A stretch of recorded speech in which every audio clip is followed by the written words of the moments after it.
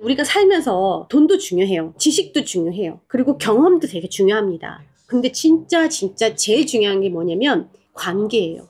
건강도 병원에 가면 되고 돈이 없으면 나가서 벌면 되고 물론 이제 극적인 상황에서는 어떻게 잘 안 될 수도 있지만 그런데 잘 풀리지 않는 게 관계예요. 관계가 어려우면은 인생이 그냥 계속 꼬이고 계속 상처투성이고 또 다른 사람에게 또 상처를 주는 그런 일들이 벌어져요. 오늘 그 관계에 대해서 이 에베소서와 골로새서가 쓰여졌던 그리스 로마 시대뿐만이 아니라 그 진리는 계속 같아요. 창세부터 지금까지 모든 세대를 넘어서서 다 같아요. 골로새서와 에베소서에서 관계에 대해서 이야기를 해줘요. 근데 진짜 아쉬운 거는 그 시대랑 이 시대가 달라요. 그 시대상에 맞게끔 설명을 해놨기 때문에 우리는 그걸 바탕으로 재해석을 해서 어플라이를 해야 되는 거예요. 그래서 성령이 필요한 거예요. 일단은 이 성경이 쓰여진 그 시대를 잠깐 보려고 하는데요. 어느 시대죠? 로마 시대잖아요. 근데 이 로마가 그리스의 영향을 제일 많이 받았어요. 이 로마가 많은 나라를 점령하면서 좋아 보이는 종교를 어댑트하고 제일 좋아 보이는 정치 스타일을 어댑트하고 그래서 발전을 더 시켜나가는 나라잖아요. 보아하니 그리스의 종교가 신이 철학이 굉장히 좋단 말이죠. 그리스 하면 우리가 생각나는 종교가 뭐가 있어요? 철학이 뭐가 있어요? 신화! 사도 바울이 이 글을 쓰고 있는 시대가 지금 그런 시대예요. 헬레니즘 문화가 모이기만 하면 철학에 대해서 나누고 생각을 깊이 이야기하고 이 문화도 굉장히 풍부했고 모든 게 다 아주 여유로웠던 그런 시대예요. 자, 그런데 이렇게 여유가 생기면 무슨 일이 일어나는 줄 아세요? 죄가 왕성해지죠. 우리가 어디서 볼 수 있냐면 이 신을 통해서 볼 수가 있어요. 올림푸스에 12명의 신이 있어요. 자기하고 맞는 신, 자기를 더 이해하는 신을 섬겼어요. 나를 이해해주는 신, 나랑 비슷한 신. 그러면서 그 신을 따라가고 그 신을 자기가 선택해서 믿는 거예요. 그리고 자꾸 그 신한테 자기를 투영하는 거예요. 그래서 여러분 알다시피 제우스는 어때요? 자기의 그 정욕, 너무너무 문란한 시대였어요. 그래서 사람들은 그걸 원했고 그래서 권력이 생기고 돈이 생기면 난 제우스처럼 살고 싶어. 신을 닮고 싶고 그랬었어요. 헤라는 질투의 신이잖아요. 시기가 너무 많아가지고선 막 다 죽여버리고 이거를 너무나도 정당화하고 신도 그럴 수 있다. 그렇기 때문에 사람도 당연히 그걸 따라서 했겠죠. 아프로디테는 어떤 신이에요? 인간의 그 욕망, 이 욕망을 레프레젠트하는 신이에요. 그리고 이 시대에 로마가 점령을 하고 다니면서 노예들을 엄청나게 사들일 거 아니에요? 노예값이 보통 한 7만 원에서 8만 원이었다고 해요. 100불 정도였다고 합니다. 뉴질랜드 달러로 하면 한 명당. 근데 그건 일반 노예고요. 만약에 도망 노예가 있잖아요. 20불에 안 팔리면 7불, 8불까지 내려갔다가 그거에도 안 팔리면은 그날 얘는 죽는 거예요. 그렇기 때문에 그 싼 가격이라도 팔리고 싶어서 그 노예를 뭘 해도 괜찮아. 뭐 레이프해도 괜찮아. 강간해도 되고 막 써도 되고 죽여도 되고 그거는 주인 마음대로예요. 지금 그리스 로마 시대로 우리가 지금 들어가고 있는 거예요. 이 시대에 이런 다신을 섬기고 이런 노예 시장에서 살던 사람들의 가족은 어땠냐면 아빠는 가족에서 굉장히 가부장적인 남자들이 막 힘을 과시하고 가장이라는 존재는 굉장히 높은 존재였고 여자, 아내 이런 사람들은 굉장히 낮아진 거기다 노예는 물론 많았고 원하면 언제든지 가질 수 있는 게 노예였단 말이죠. 자식은 어떤 의미였냐면 소유의 의미였어요. 원하면 팔아넘길 수도 있어요. 그리고 절대 자기의 재산을 죽을 때까지 주지 않습니다. 그렇기 때문에 결혼도 일반적으로는 다 정약 결혼을 했습니다. 가족과 가족 간의 약속. 이 시대의 그 콜로세움 같은 데서 막 맹수랑 사람들이랑 막 그때 싸우고 사람들이 거기서 오락을 즐겼잖아요. 이 시대에는 휴일이 진짜 많았대요. 2세기에 실제 마르쿠스 황제 때는 휴일이 1년에 135일이었답니다. 사실은 휴일이 더 많았는데 이거를 135일로 제한을 한 거예요. 그러니까 거의 3일 중에 하루는 휴일이었던 거예요. 너무 잘 사는 시대였고 너무 좋겠지. 이때 아주 유명한 목욕탕이 있었죠. 목욕탕에서 놀고 걸핏하면은 가서 오페라 보고 걸핏하면 가서 원형 경기장 가가지고서는 막 응원하면서 보고 그 다음에 뭐 원형 뜰 같은 게 있어가지고 걸핏하면 모여서 사람들이 이야기하고 아주 여유로운 그런 삶을 살 때였어요. 그런데 여기서 오늘 바울이 무슨 얘기를 하냐면요. 첫 번째 부부관계를 얘기합니다. 한국말로도 그래요. 촌수가 없을 만큼 제일 가까운 게 husband wife예요. 부부는 촌수가 없을 정도래요. 그래서 처음 나오는 관계가 husband and wife예요. 두 번째가 일촌, 부모하고 자녀 관계에 대해서 이야기합니다. 세 번째가 이웃인데 그 중에서도 특별히 boss하고 일하는 사람. 그리고 이 모든 이웃을 다 represent 하는 거예요. 그게 제일 처음에 아내한테 이야기해요. 아내는 남편에게 복종하라. 얼마나 듣기 싫은 내용이었을까요? 남편들은 마음대로 바람피고 다니고 자기들이 하고 싶은 대로 지금 다 하고 있는데, 그런데 그 남편들에게 뭐라 안 하고 아내들한테 남편에게 복종하라 이렇게 얘기해요. 아내는 남편에게 복종할 때 어떻게 하냐면 뭐뭐 하듯 복종하라라고 해요. 죽게 하듯. 하나님께 복종하듯 남편한테 복종하래요. 그냥 남편이 뭘 잘해주면 복종해라 이 컨디션 없습니다. 여기에는 뭐가 있냐면 하나님은 신이잖아요. 그리고 나는 인간이에요. 그렇기 때문에 나를 낮추고 하나님을 높이는 것처럼 남편한테 할 때 나를 낮추고 상대를 높이라는 뜻이에요. 그저 그냥 어떤 상황에서도 하라는 거예요. 그러면서 교회의 머리가 예수임이 기쁘고 당연하다라고 하거든요. 이게 오늘 말씀의 전부예요, 사실. 교회의 머리가 예수님이죠. 예수님이 머리예요. 그렇기 때문에 교회는 버디예요. 자, 그러면 교회는 예수님이 하라는 대로 해야 되는 거예요. 예수님이 하지 말라고 하면 안 하는 거예요. 예수님이 그냥 없어져 하면 없어져야 하는 거예요. 너 움직여 하면 움직여야 되는 거예요. 그렇죠? 예수님이 하라는 대로 해야 돼요. 그런데 요즘 시대에 교회가 많이들 안 그러죠. 예수님이 온데간데 없고 자기들끼리 마음대로 하는 교회가 굉장히 많죠. 우리끼리끼리 모여서 우리 이야기하고 예수님 얘기는 상관하지 않고. 부부도 똑같아요. 머리된 예수님이 하라는 대로 하는 것처럼 남편이 하라는 대로 하는 거예요. 그런데 예수님이 뭘 하든 말든 교회가 멋대로 하는 것처럼 많은 아내들이 남편이 뭐라 하든 말든 순종하지 않고 듣지 않고 마음대로 하는 경우들이 있어요. 그런데 오늘 바울은 뭐라고 하냐면 교회의 머리이신 예수님과 교회를 남편과 아내로 비유하고 있어요. 이 진리가 어디부터 적용이 되냐면 창세기부터 요한계시록까지 모든 관계에 적용이 돼요. 남편의 머리됨이라고 하거든요. 그 권위를 아내는 인정해야 된다는 거예요. 이 교회가 예수님이 머리라는 것을 인정하죠. 그러니까 우리는 어떻게 해요? 예수님의 음성을 삶에서 계속 들으려고 해요. 그렇죠? 왜냐하면 예수님이 머리니까 그래요. 예수님이 하라 그러면 하고 하지 말라 그러면 안 하고 뭐든 예수님으로부터 시작하려고 하는 거죠. 왜냐하면 예수님이 머리라는 그 권위를 인정하기 때문이에요. 왜 하나님을 자꾸 예배할까? 하나님이 내 권위 위에 있기 때문이죠.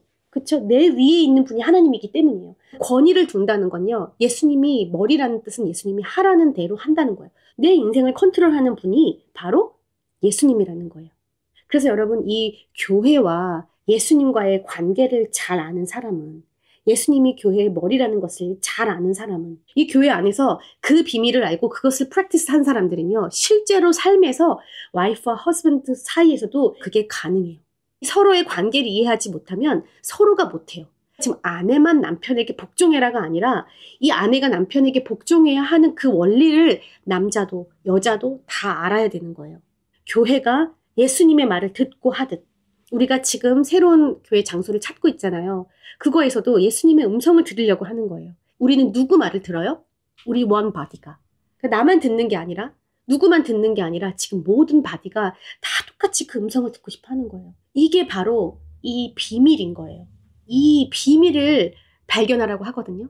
하나님이 이 교회에 감춰진 비밀이 어마어마하다고 했는데 교회 생활을 하면서 우리가 알아야 될 것은 예수님이 머리고 교회가 몸이에요.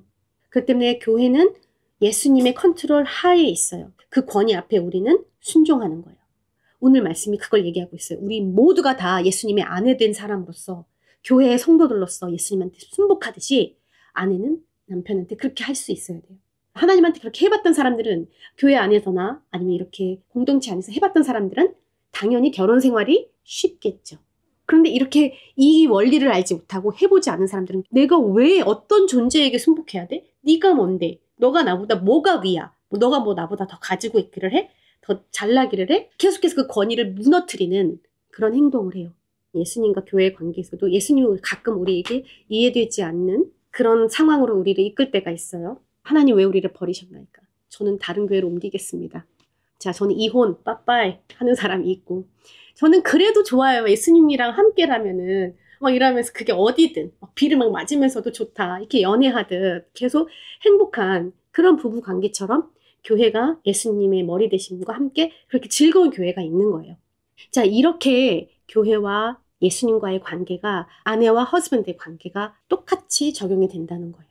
목사님 정말 많이 들었어요. 얘는요 허스밴드라고도 안 해. 오빠라고 나네. 이제 결혼하고 몇 년 되잖아. 얘는요, 믿을만 하지 못해요. 못 맡기겠어요. 이런 아내들이 진짜 많아요. 근데 그러지 말라는 거죠. 믿을만 해서 믿는 게 아니라는 거예요. 우리는 예수님을 믿어요. 그렇기 때문에 예수님이 이 가정에도 함께하는 걸 믿고 남편에게도 함께하는 거를 믿어요. 그렇기 때문에 우리는 복종하는 거예요.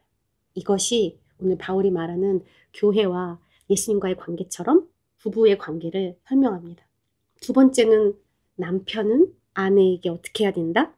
예수님이 교회에게 어떻게 하세요? 미쳤죠. 미쳤죠? 예수님은 교회를 위해서 뭘 했는 줄 아세요? 죽었어. 죽도록 사랑했어요. 내가 교회를 내 생명을 내어주기까지 사랑한다라고 하고요. 내가 교회를 왜 이렇게 사랑하냐면 그 목적까지 정확하게 얘기해요. 예수님이 교회를 사랑하신 이유가요. 교회를 깨끗하게 하기 원한다라고 해요. 아내를 만났을 때 그 아내를 깨끗하게 하기 위해서 만난다는 거예요. 어떻게 깨끗하게 해줘요? 그 전에 어떤 죄를 지었던 어떤 흠이 있건 그걸 가지고 더 이상 뭐라 하지 않는 거예요. 그걸 다 그냥 잊어주는 거예요. 그러면서 내 몸을 아끼듯이 상대를 그만큼 아껴주라는 거예요. 사실은 그 장소를 놓고 기도하면서 답이 안 나왔었어요. 하나님 기도하라고 하시는 거구나. 근데 기도하면서 이 설교를 준비하는데 예수님이 우리 교회를 아끼시지? 내가 그걸 간구하고 있었네. 내가 더 아끼듯 착각했네. 예수님이 이 교회를 더 아껴요. 그리고 돌보세요. 그리고 귀하게 여기신대요. 오늘 말씀에서 다 얘기를 해주시는 거예요. 그러니까 저는 이 말씀 준비하면서 얼마나 기뻤는지 몰라요. 그 다음 장소든 우리 성도들 한 사람 한 사람도 하나님이 아끼시는구나. 우리가 지금 한 성도가 지금 방황하고 있어서 되게 마음이 아프잖아요. 하나님이 더 아끼시는구나. 진짜 하나님의 마음으로 아껴야겠다. 그래서 예수님이 교회를 아끼듯 남편은 아내를 아끼는 거예요.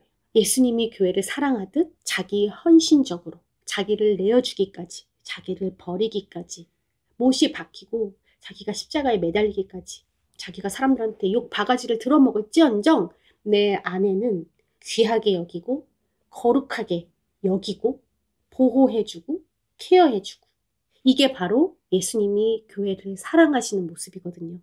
그러니까 우리가 이 교회에서 예수님을 경험하는 대로 남편들은 아내를 사랑할 수 있는 거예요. 그 모습으로. 그러니까 그걸 본 성도들은 그걸 경험한 사람들은 사랑이 무엇인지 알아요. 그리고 어떤 모습의 사랑인지 알아요. 교회는 예수님의 통치 아래 있으면서 예수님이 이끌어 주시는 대로 살고 그 규범대로 그대로 살면 되고 교회에 임재하시는 것을 그대로 즐기면 되고 그다음에 그 사랑을 경험하면서 가만히 있는 게 아니라 예수님의 임재를 통해서 예수님을 알아가면서 성장하고 성숙해 가요. 예수님이 주시는 선물들을 받아서 누리죠. 그러면서 감사하죠. 그리고 예수님을 경외하죠. 예배하죠. 이 그리스 로마 시대뿐만이 아니라 지금도요. 결국에는 다 자기의 유익을 위해 살아요. 나에게 피해를 주거나 나에게 함을 주면 벌써 자기 프로텍티브해지고 그다음에 다른 사람들에게 등을 돌리는 시대예요. 그거는 시대를 불문하고 인간이 다 그래요. 그런데 지금 여기서 말하고 있는 사랑은 뭐냐면 나를 희생하라는 거예요. 예수님이 그렇게 희생하면서 이 교회를 사랑했거든요. 그 사랑을 아는 사람들은 이 교회 안에서 그 희생을 프랙티스합니다. 그 희생을 실제로 합니다. 그게 바로 가정에게까지 흘러가는 거예요. 우리는 무언가를 잘 해주면 꼭 보상을 원해요. 지금 여기서 말하는 예수님이 교회를 사랑하시는 모습은 어떤 리턴을 요구하는 게 아닌 거예요. 내가 집안일 이만큼 했으니까 너도 이만큼 해. 이런 게 아닌 거예요. 내가 바깥에서 일하고 왔으니까 난 집에서 쉬어줘야 돼. 어떤 이런 자기 주장이 아닌 거예요. 그러니까 지금 이 그리스 로마 시대에는 어마어마한 지금 직격탄을 던진 거예요. 사실. 아주 문란하고 내 멋대로 내 마음대로 바람을 펴도 아무도 뭐라고 하지 않는 이 시대에 아내를 사랑하고 귀하게 여기고 자기 헌신적으로 대하고 그 다음에 예수님이 교회를 대한 듯 해라. 이거는 알아들을 수 있는 얘기가 아니에요. 다른 사람들이. 지금 이 시대에도 이 교회의 비밀을 알지 못한다면 알아먹을 수 있는 이야기가 아니에요.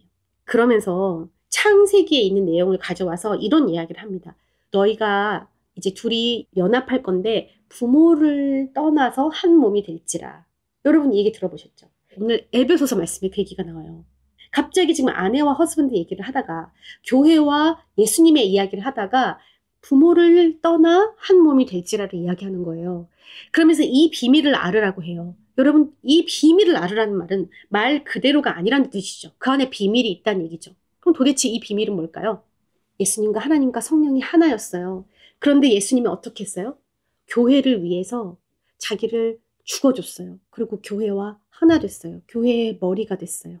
이런 것처럼 예수님이 하나님과 하나였는데 그 신이 되기를 버리고 와서 아낌없이 자기를 희생하고 죽어준 것처럼, 결혼이라는 것은 부모님한테 사랑을 계속 받은 것처럼 나는 또 새로운 것에 가서 새로운 사랑을 계속 받겠다, 이런 게 아니고 정말 나는 이제 누군가에게 헌신적으로 나의 모든 걸 줘도 안 아깝게 정말 생명을 다해서 아끼고 귀하게 여기는 그런 삶을 살겠다라고 다짐하고 실제로 그렇게 사는 거예요. 그래서 부모를 떠나 한 몸이 될지라, 이 말은 예수님이 교회에 한 것처럼 그게 바로 결혼이에요, 여러분. 예수님이 언제 교회들아 들어, 나는 신이야, 넌 내 말 들어, 이러지 않는다고요. 예수님은 이 교회 내 몸과 같아 이러면서 더 생각하시고 더 케어하시고 더 가이드하시고 더 깊이 들어가 계신다고요. 우리가 서로를 생각하는 것보다도 이 교회를 예수님이 더 사랑한다고요. 온통 관심이 다 여기 와 있다고요. 너네 더러워, 너네 맨날 죄 짓고 벌 줘야 되겠어, 이러면서 예수님이 막 교회에 벌 주고 이러지 않으신다고요. 예수님은 거룩해지는 그날까지 계속해서 교회를 훈계도 하시고 이끌어주시고 사랑하시고 자비를 베푸시고 계속해서 이 교회를 사랑하시고 이끄신다고요. 그게 예수님이 교회를 향한 마음이에요. 그래서 한 몸이 되는 것. 그러니까 여러분, 이 교회는 다른 이 세상이 봤을 때 이해가 되지 않는 공동체예요. 여기는 예수님이 거룩하라고 예수님의 법을 새롭게 가르쳐준 곳이거든요. 그렇기 때문에 비교할 수 있는 것이 없어요. 마찬가지예요. 부부 관계도요. 다른 부부하고 비교할 수가 없어요. 그 부부 안에 하나님이 주신 새로운 법이 시작됐거든요. 그래서 예수님과 이 교회의 친밀한 이 연합의 비밀을 알수록 그 친밀한 부부 관계를 알 수가 있는 거예요. 그 다음에 어떤 성적인 결합이든 함께 사는 것이든 그것은 그저 그냥 부수적으로 따라오는 거예요. 이건 누가 시켜서 하는 게 아니고 자기 스스로 아주 자발적으로 선택한 헌신이고 사랑이에요. 그리고 권위를 내 머리 위에 둠이에요. 여러분, 이 교회 오실 때 누가 이 교회 가라고 여러분 등 떠밀어서 왔어요? 아니잖아요. 여러분이 자발적으로 예수님을 사랑하기 때문에 온 거예요.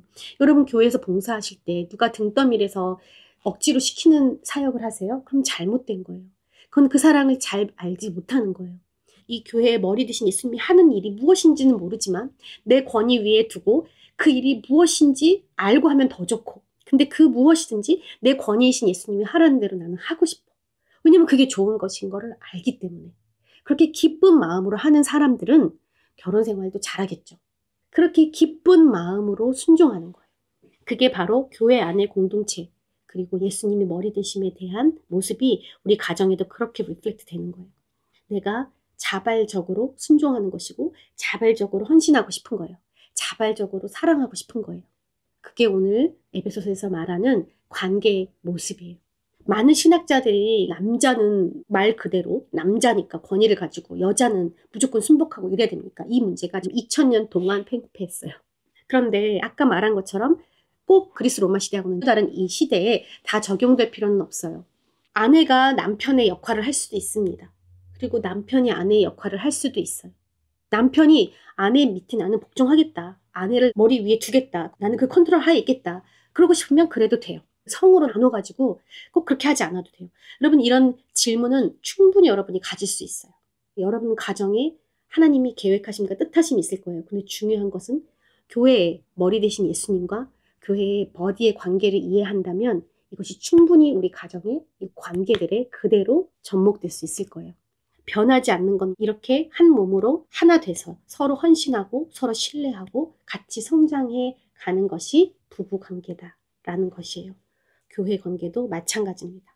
내 개인의 이익을 위해서 존재하는 게 아니라 이 교회도 예수님도 아내도 허스밴드도, 그리고 나에게 충분한 이익을 가져오지 못했을 때 내가 버려버리는 이 그리스 로마 시대 또는 지금 이 시대의 이기적인 시대에 우리에게 도전을 주는 말씀이에요.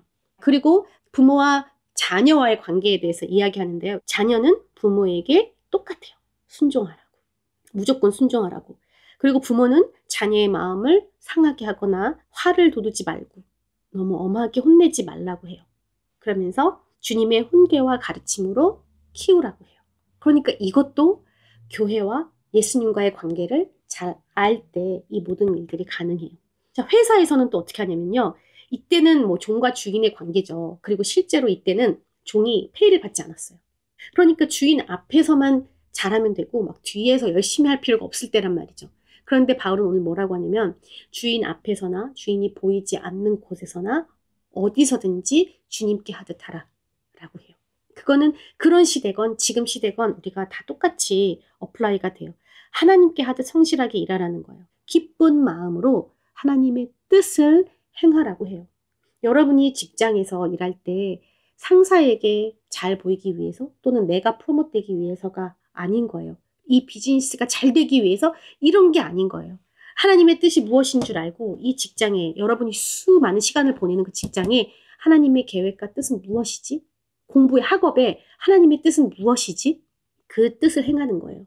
안 그러면 월급 루팡이 되는 거예요. 오늘 바울은 너무나도 정확하게 얘기해줘요. 사장도 마찬가지로 주인도 종한테 잘해줘라. 그러면서 너도 똑같아. 좋은 곳으로 베풀고 공정하게 대하는데 너도 종도 주인도 같은 주인을 섬기는 것을 잊지 마라 라고 해요. 하나님 앞에서 똑같다는 거예요. 종도 주인도. 그런데 그 역할이 다른 것뿐이죠. 그러니까 여러분도 같이 섬기는 입장에서 여러분이 사장이 됐건 학생이 됐건 선생님이 됐건 하나님께 하듯 하는 거예요. 그러니까 사업을 이끌어 가시는 분도 하나님이신 거죠. 교회와 머리 대신 예수님과의 관계와 똑같은 거예요. 이 진리가 여러분 삶에도 그렇게 다 어플라이 되기를 축원합니다. 예수님은 교회가 어떻게 되기를 원하신다고요? 거룩하게 되기를 원해요. 깨끗하게 되기를 원해요. 거기까지 예수님은 계속해서 목표가 정확하세요. 교회가 거룩하게 되기까지 계속해서 성장하게 원하시고 계속 이끌어가 주시고 가르쳐 주시고 인도할 거예요. 그렇기 때문에 그 거룩함에 있어서 회개는 당연한 거예요. 그래서 계속해서 회개하게 하시고 그 다음 거룩하게 하시고 더 이상 죄에 가까이 가지 않게 해주세요. 여러분 교회를 진짜로 알고 교회를 사랑하는 사람은요. 교회의 머리가 예수님이라는 것을 알고 예수님이 임재하는 삶을 사는 사람들은요. 그 삶이 계속해서 거룩해집니다. 사람이 여러분 살면서 거룩할 수가 없어요. 죄투성이기 때문에 죽을 때까지 거룩할 수가 없어요. 우리가 겉으로도 거룩하지만 우리의 도덕적인 거룩도 포함이지만 우리의 생각과 마음에서의 거룩도 포함이거든요. 그런데 우리의 마음이 아까 말했던 12신들이 가진 질투, 그 다음 화, 시기, 문란함 이런 것들이 우리 안에 너무나도 많이 있어요. 그런데 하나님이 그거로부터 거룩하게 해가세요. 그게 교회의 비밀이고 가정의 비밀이에요. 결혼하면 남편만 보고 아내만 보고 이렇게 되잖아요. 그런 것처럼 더더욱 거룩해지는 거예요. 진짜 예수님을 아는 사람은요. 거룩해집니다. 예수님과 더 가까운 모습은 거룩함에서 나와요. 그러니까 회개가 하고 싶어지는 거예요. 자꾸만 더 회개하고 싶어지는 거예요. 더 거룩해지고 싶어지는 거예요. 예수님이 우리에게 하신 모습들이 자비하심, 사랑하심, 그 헌신, selfless love 이런 것에 우리는 반응하고 싶거든요. 감사하고 싶어져요. 그렇기 때문에 우리는 계속해서 예배하는 거예요. 그래서 여러분 이 교회 안에서 예수님을 경험하기 바라고 또 그것이 여러분의 모든 관계에 그렇게 다 적용되기를 바랍니다. 아멘.